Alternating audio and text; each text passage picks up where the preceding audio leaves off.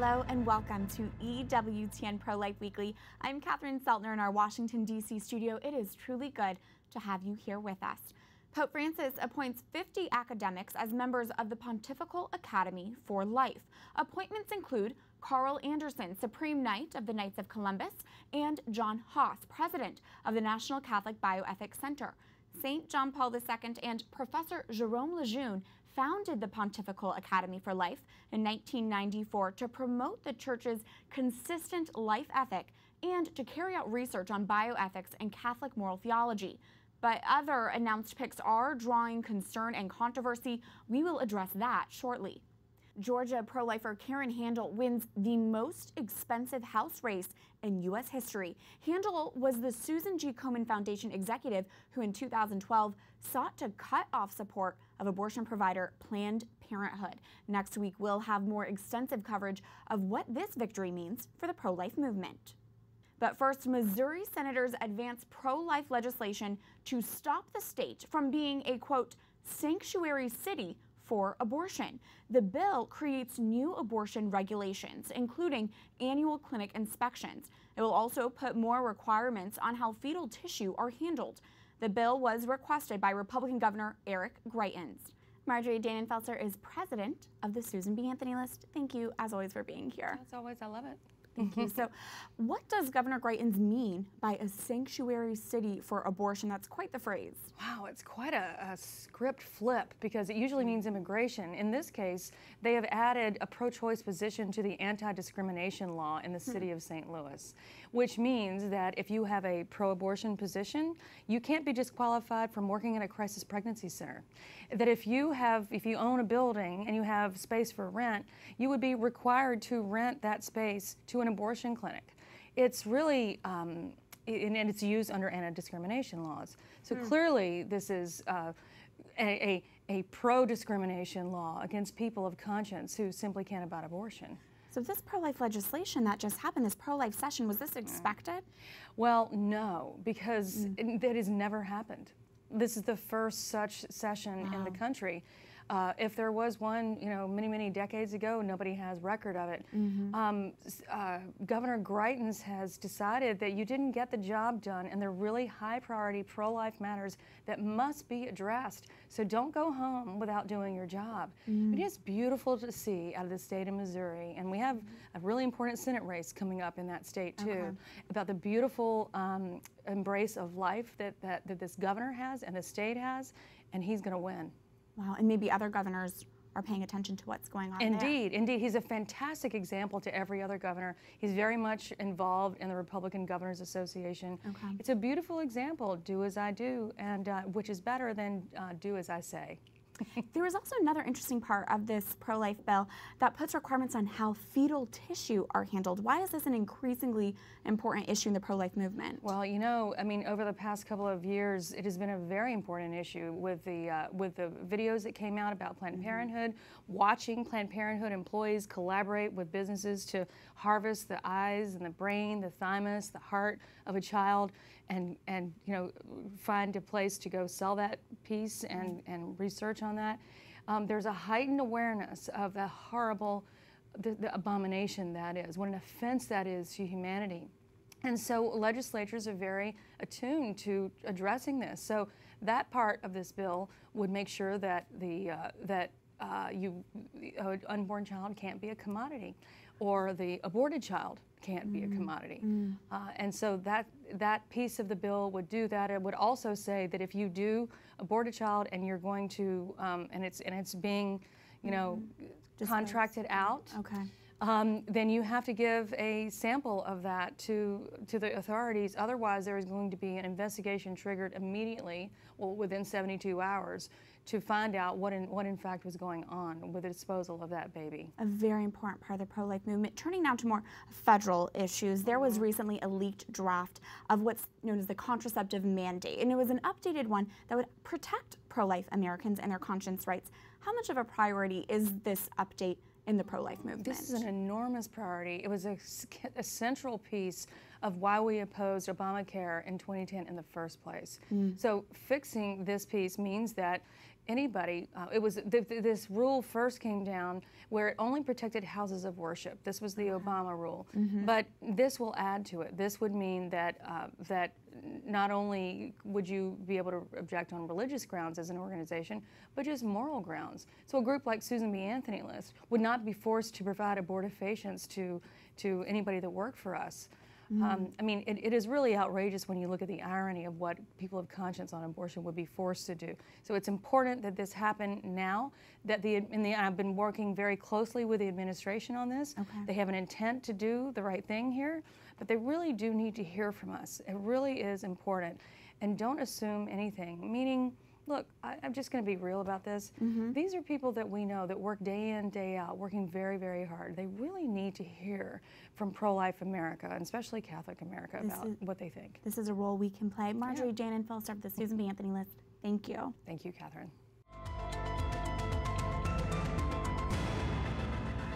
A new draft of the contraceptive mandate recently leaked online would give relief to the Little Sisters of the Poor, EWTN, and other pro-life groups. The contraceptive mandate put in place by former President Barack Obama forced organizations like these to violate their consciences by providing contraception and abortion-causing drugs in their health insurance plans. The new rules would protect these groups so they are not required to violate their conscience. But now the Trump administration needs to move forward on this update and fulfill its promise. With that, here is this week's call to action. If you believe groups like the Little Sisters of the Poor should be free to live out their faith without being forced to violate their conscience, go to your computer right now, open up your web browser, and type in prolifeweekly.com. Here is how you can take action. Once you get to the website, you'll see 3 boxes to type in your first name, your last name, and your email address. When you type in that basic information, click Add My Name. That's it. By doing this, you are telling the Trump administration to move forward with new rules to give relief to the Little Sisters, EWTN, and other organizations that object to being forced to pay for contraception and abortion-inducing drugs and devices in health insurance plans. The president needs to fulfill the promise he made last month that this ordeal will soon be over. You too can support the decision to defend conscience rights of pro-life Americans. Once again, go to prolifeweekly.com to speak up for religious liberty in defense of life. Back to our top story, Archbishop Vincenzo Paglia defends the Vatican's decision to appoint an Anglican moral theologian to the Pontifical Academy for Life. Christian ethicist Nigel Bigger was quoted as saying in 2011 he would draw the line for abortion at 18 weeks of gestation. The Catholic Church upholds life begins at conception and must be defended until natural death. In an interview with Italy's La Stampa, Archbishop Paglia reaffirms the Vatican's unwavering opposition to abortion. We're joined now by Dr. Matthew Bunson for some quick analysis. He is a theologian, historian, and EWTN senior contributor. Matthew, thank you for being here. Great to be with you. So what do you make of these appointments to the Pontifical Academy for Life, especially that of Nigel Bigger? Yeah, well, one of the things that is concerning is some of the statements of this Oxford professor in moral theology regarding when exactly it is permissible, in his view, for abortions to take place. What we've gotten, however, is a very strong statement from Archbishop Vincenzo Paglia, the president of the Pontifical Academy for Life, defending the appointments. He's pointed out, for example, that the professor in question was nominated and basically chosen by Justin Welby, the Archbishop of Canterbury, in a way to be his representative of the Anglican Communion at and for the Pontifical Academy. This is also consistent, I think, the point that the Archbishop's trying to make, that the Holy See is trying to expand its universe of dialogue. It's consistent, for example, with appointments recently made to the Pontifical Academies for Social Sciences and Science of atheists and materialists, those who the Church, in the view of Pope Francis, needs to be in dialogue with in order to establish common ground and common values. So it's been an ongoing trend. What then should pro-life Catholics make of all of this? Yes. Well, this is an opportunity in a lot of ways for pro-life Catholics to be even more engaged in the issues, to be aware of what the work is of the Pontifical Academy for Life, and its publications. There are a couple of things that they're working on. Palliative care right now, for example. They're going to have a plenary session in the fall. Look at the publications. Look at the tenor of the documents they release and the statements they have. Archbishop Paglia has reassured all of us that the consistent ethic, the teachings of the Church will not change. It's up to us as Catholics to make sure that that is in fact true. And we will, of course, continue to monitor this. I know you will be as well. Dr. Matthew Bunson, thank you for being here. Great to be with you. In more pro-life news, a study out of the UK's Lancaster University suggests a baby's instinct to recognize facial features developed before he or she has ever seen a face. Take a look at these pictures. Researchers shown dots of light arranged to look either like a human's eyes or mouth through the uterine wall of 39 expectant mothers who were 8 months pregnant. The unborn babies would turn their head towards these light arrangements, but would not react when random shapes were presented. Findings suggest an unborn baby's senses are already well developed, and parents should begin interacting with their child while he or she is still in the womb. Incredible. It is seen as a pro-life victory. Georgia's highest court on Monday rejected a challenge to the state's fetal pain bill, a law banning most abortions after 20 weeks.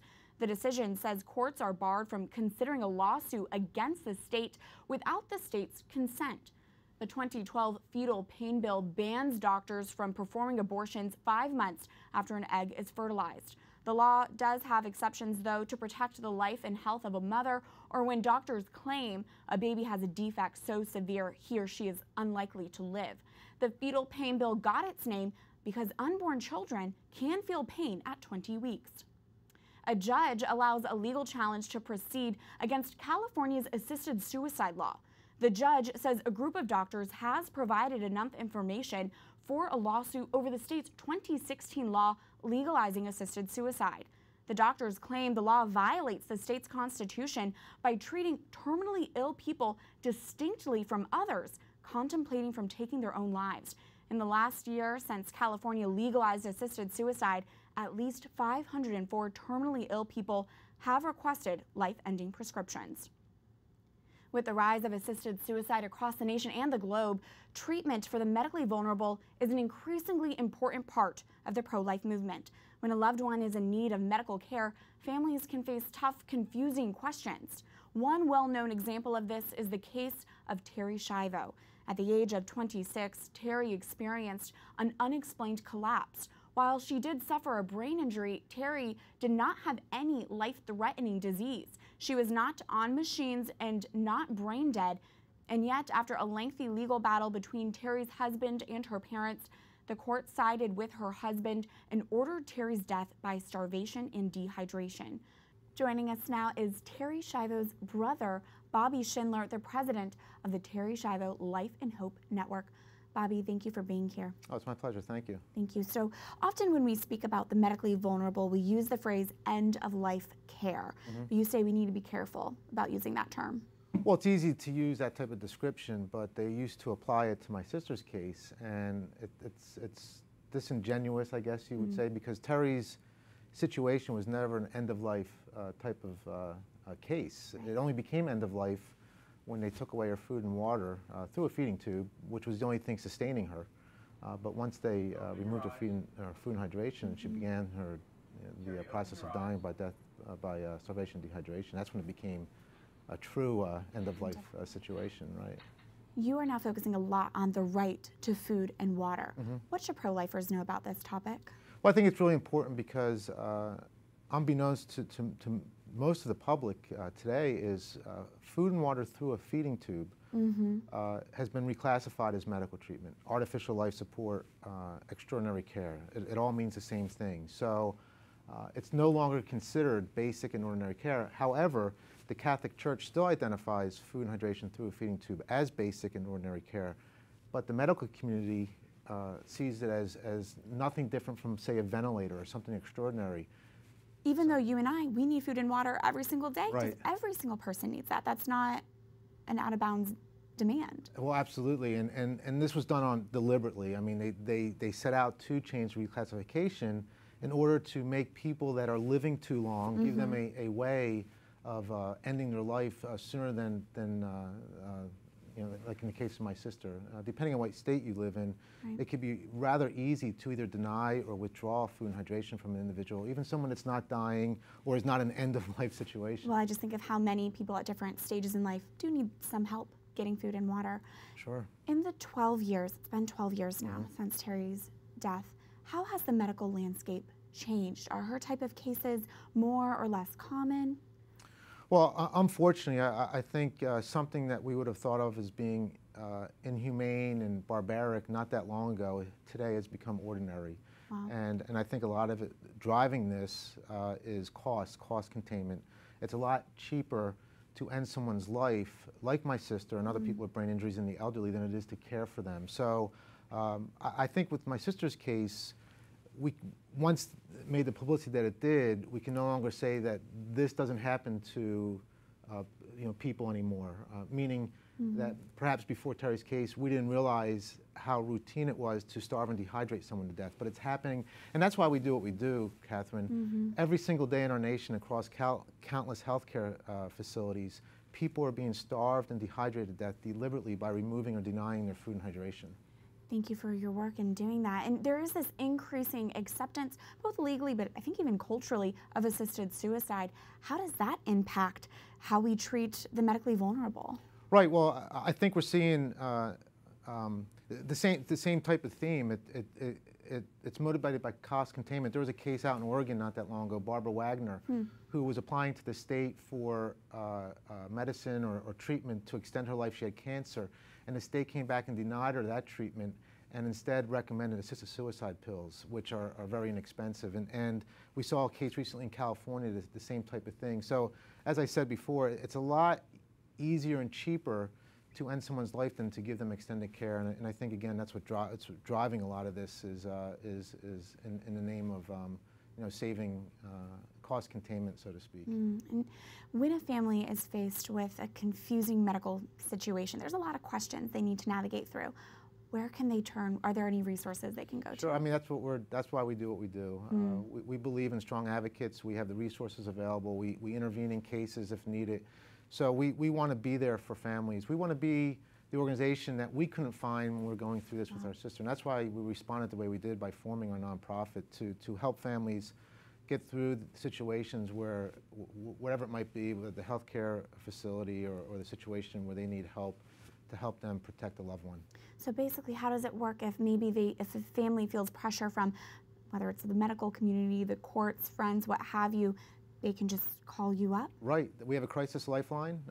They can call us, and we assess their situation. We'll get all the information, and we'll decide what kind of help they need. We have a tremendous amount of resources that we've acquired over the years, and whether it's an attorney or a doctor or whatever it might be, just maybe support emotionally or whatever it might be. So we try to be there for the family, and we've been pretty successful intervening and helping families when their loved one's been in a threat of denial of care. So we work hard to help people and advocate for them when they're not in a position to do it themselves. I think that emotional support is so key as well. I know we've been talking about the cost benefits of maybe ending the life of a loved one, but even emotionally, it's hard for families, and the aspect of compassion and the truth that can play.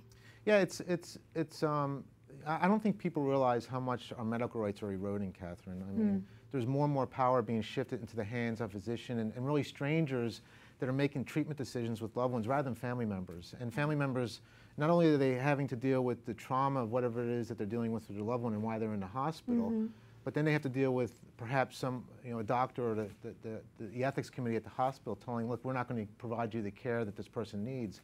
And that's why we're there. They call us, and again, we try to help the family advocate for their family member and get them the care that they might need. Well, thank you for your work. Bobby Schindler of the Terri Schiavo Life and Hope Network. Thank you. Thank you. When we come back, it's a very violent place. There are shots every week.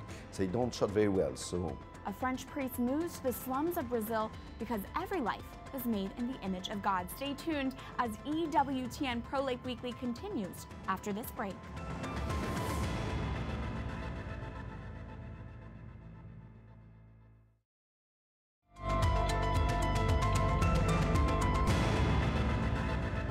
Welcome back to EWTN Pro-Life Weekly. I'm Catherine Seltner. Halsey is a 22-year-old pop singer currently promoting her new album and now also promoting abortion across the globe in a new video. Take a listen. On January 23, 2017, Donald Trump sat down at his desk in the White House, surrounded by a group of white men, and announced his global gag rule, a ban on funding for any international organization that anywhere in its healthcare programs provides or even discusses abortions with patients. What Halsey is referencing is the updated executive memorandum President Trump implemented to stop U.S. taxpayer funding of the abortion industry overseas. The online video featuring the Grammy-nominated recording artist was posted by the Center for Health and Equity last week. Just to be clear, the executive order implemented by the Trump administration does not cut a single penny from U.S. aid. It simply ensures Americans' hard-earned tax dollars are used by healthcare groups to save lives, not take lives, by promoting or performing abortions. The truth is, abortion is the largest human rights violation in the world, killing an estimated 56 million lives each year. It's important we speak out against celebrities channeling their star power for this massive human rights violation. Pop singer Halsey is beautiful and talented and extremely popular in music right now. So by her using this platform of fame, she is sending misleading and dangerous information to many young women. Abortion is not healthcare. Abortion does not address underlying health issues of a woman. Abortion does not bring families out of poverty. We must do better for our brothers and sisters around the world, and celebrities would be wise to take notice. Remember, you have a role in countering today's culture of death. Follow this week's call to action. Go to prolifeweekly.com to tell President Trump to defend the conscience rights of pro-life Americans. Now for some uplifting pro-life news, take a look at this picture. It has been 20 years since this beautiful child's image became the first photograph ever to be sent out by a cell phone. The child's father, Philippe Kahn, was so excited to see his daughter Sophie come into this world that he connected his digital camera to his cell phone using audio cables from his car. Because of his ingenuity, he was able to share this image of happiness. And I can see why that proud father would want to share that picture. A child's image is beautiful. We go now to this week's pro-life focus and introduce you to a French priest who made an unexpected decision to move to the slums of Brazil, all to uphold the dignity of life of the poor. France and Brazil are separated by an ocean and a world of cultural differences. Yet Father Philippe Roche, a French priest, now finds himself living out his priestly duties among the poorest parts of the South American country.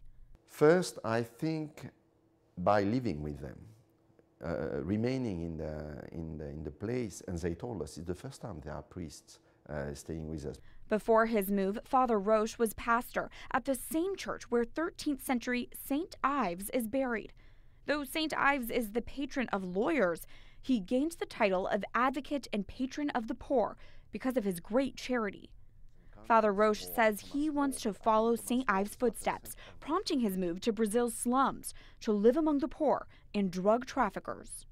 It's a very violent place. They are shot every week. They don't shot very well. Though violence and crime surround him, Father Roche wants young people to realize the value of their life so they don't succumb to the drug trafficking industry.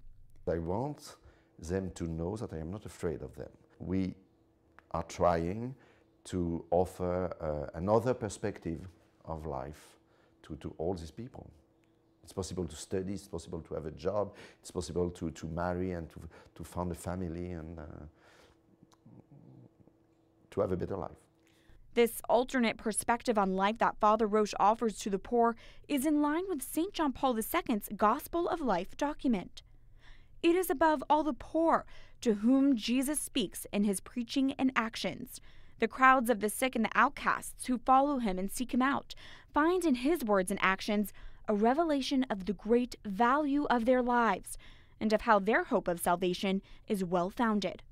Father Roche acknowledges not everyone is called to live with the poor, but we are all called to pray for others' lives and for our own. I do believe in the power of prayer. God acts, God leads our lives.